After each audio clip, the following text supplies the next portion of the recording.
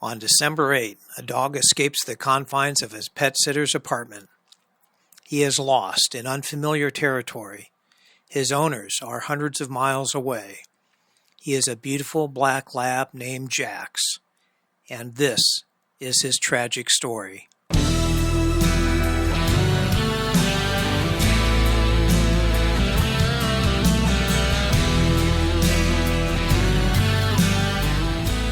Jax went missing in Paso Robles. A short time later, he got tangled up in traffic on Niblick Bridge and was hit by a car.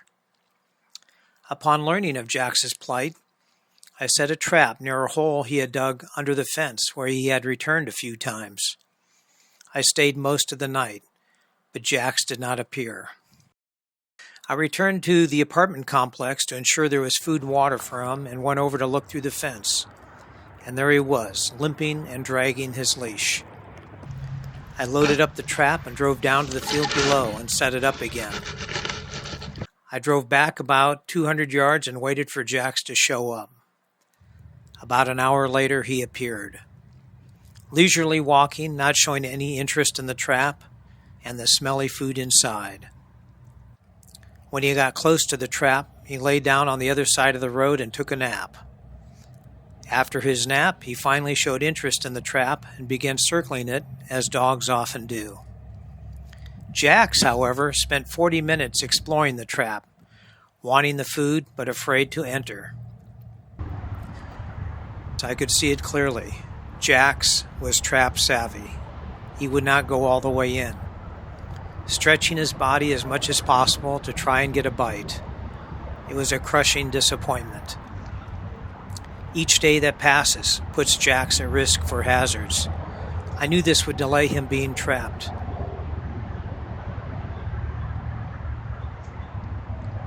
Tomorrow I would bring in a larger Missy trap, proven to catch trap-savvy dogs like Jax. That evening, his owner called to say he was driving up tomorrow to search for Jax before the trap was set. On Thursday, I shared detailed information about Jax's location and what to do if he encountered him. I put food out for him in the field, hoping he and his owner would reunite there. I went back up to the apartments and saw Jax eating the food shortly after I placed it. Sadly, the owner did not see Jax, but he said he would be back tomorrow and look again. The Missy trap would have to wait one more day. Friday morning, I went back to resupply the food and water and to scout the right location for the Missy trap. The bowls had been taken, so I replaced them, filling them up with food and water. As I turned towards my Jeep, another vehicle pulled in. It was Jax's owners. We spoke briefly. I gave them new information, hoping it would help. Then I went home to prepare the Missy trap. Just as I arrived home, I received a text from the owner.